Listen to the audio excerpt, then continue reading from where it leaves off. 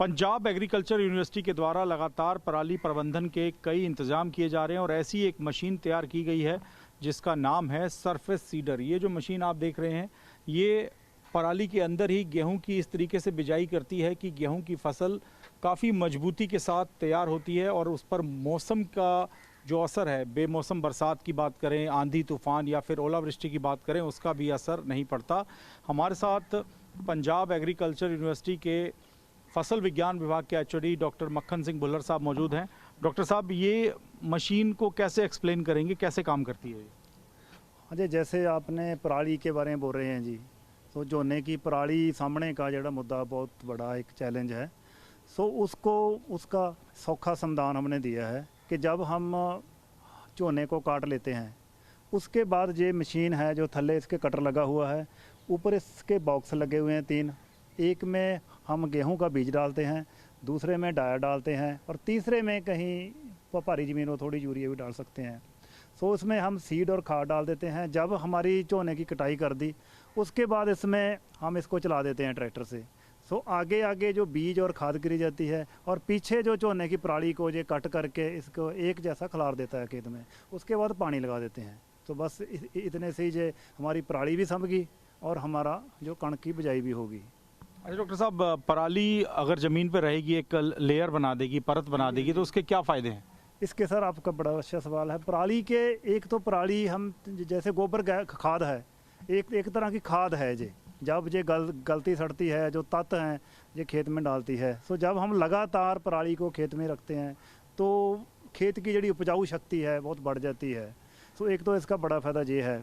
दूसरा ये है, जैसे हमारे पिछले साल मार्च महीने में ये मौसमी तपश ज़्यादा हो गई थी, गेहूं का झाड़ कट गया था, जहां पराली ऊपर पड़ी थी वो खेत में जो सलाब है उसको रखती है तो ठंडा रहता है खेत, तो उसमें ये इसके झाड़ के ज़्यादा फर्क नहीं पड़ा था।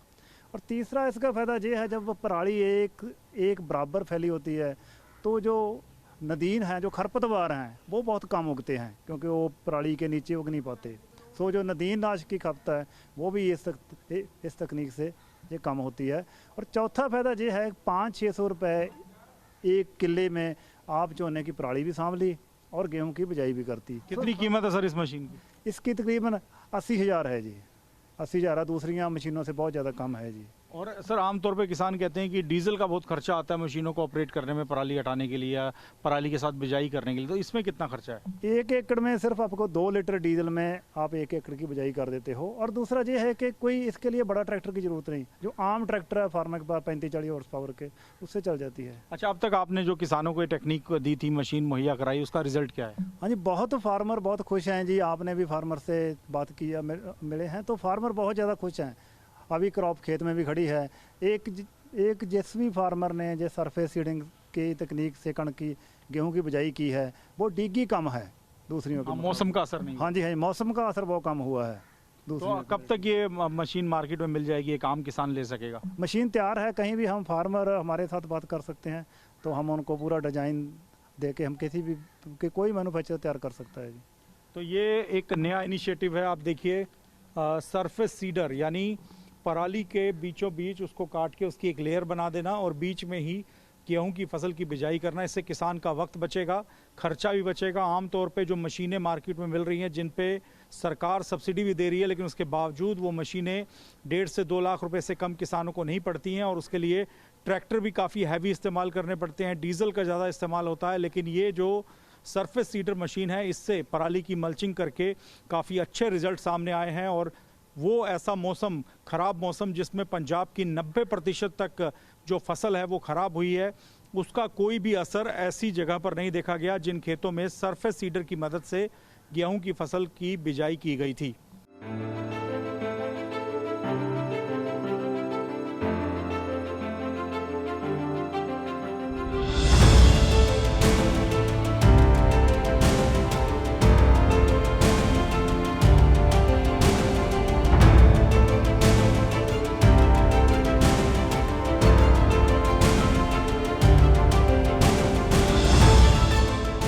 पंजाब में अक्सर किसान ये कहते हैं कि पराली को जलाने के अलावा उनके पास दूसरा कोई रास्ता नहीं है, क्योंकि धान की फसल की कटाई के तुरंत बाद उन्हें गेहूं की फसल लगानी होती है। लेकिन इस बार बेमौसम बरसात ने उन किसानों को बर्बाद कर दिया जिन्होंने पराली को आग लगाई और उसके बाद गेहूं की फसल की बिजाई की। लेकिन वो किसान जिन्होंने समझदारी के साथ जो पराली थी उसको इस्तेमाल किया, सरफेस सीडिंग तकनीक के तहत ही पराली की मल्चिंग करके अपनी फसल लगाई, उनकी फसल इस वक्त आप देखिए दूर दूर तक आप देखिए पीले सोने की तरह ही लहलहा रही है। और उसका कारण ये है, क्या कारण है आपको ज़मीन पे दिखाता हूँ। आप देखिए मैं इस वक्त इस गेहूं के खेत में मौजूद हूँ और यहाँ पर अभी भी आपको जो पराली है उसके अवशेष दिखाई देंगे।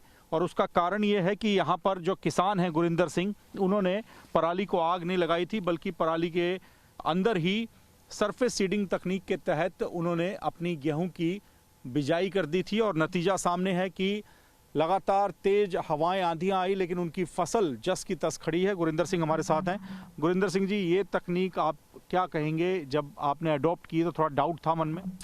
ਇਹ ਟੈਕਨੀਕ ਜੀ ਟ੍ਰਾਇਲ ਬੇਸ ਤੇ ਯੂਨੀਵਰਸਿਟੀ ਤੋਂ ਬੀਸੀ ਸਾਹਿਬ ਤੇ ਉਹਨਾਂ ਦੇ ਸਟਾਫ ਨੇ अपने खेत चुना सीगा, अपना खेत चूज़ किया था और उसमें हमने इस बार ट्रायल लगा के देखा है। इसको सरफेस सीडिंग टेक्निक बोलते हैं जी। इसमें क्या है कि जो कटर कम स्प्रेडर जो मशीन आम मशीन होती है, हार्वेस्टिंग मशीन, उसके साथ ही सीडिंग मशीन लगी होती है, साथ में ही उसकी सीडिंग हो जाती है।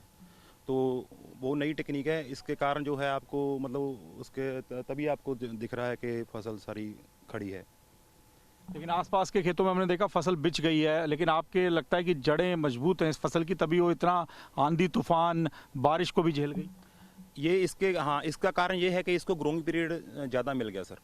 ग्रोइंग पीरियड वो हम आपको जैसे डिस्क्राइब करते हैं, जो बाकी सोइंग होती है उसमें 7-8 दिन हमें खेत तैयार करने में लग जाते हैं। इसमें क्या हुआ, हार्वेस्टिंग के टाइम दौरान ही इसकी सीड स्प्रेड हो गया, सीडिंग हो गई और उसके लिए 7-8 दिन जो प्लस मिल गए। उसके साथ इसकी जो रूट है वो डूंगी चलेगी, मतलब डीप चलेगी जो इसकी रूट्स हैं।